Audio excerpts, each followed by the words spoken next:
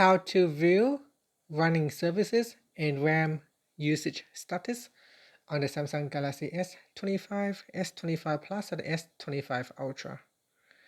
First, tap on the home button to return back to the home screen. Then on the home screen, swipe down at the top to open up quick settings. In here, tap on the settings icon. Next, we then scroll down to the bottom.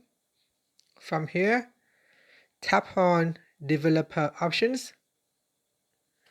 Then scroll down and then tap on running services. From here at the top, you'll be able to view your memory status. You have the system status, the apps, and the free memory. Here are the app memory usage. So all of the running services are listed down here. They are all running on the background. You can tap on it to open it up. And from here, you can view further details. Here you can also stop the service or run a report on those services.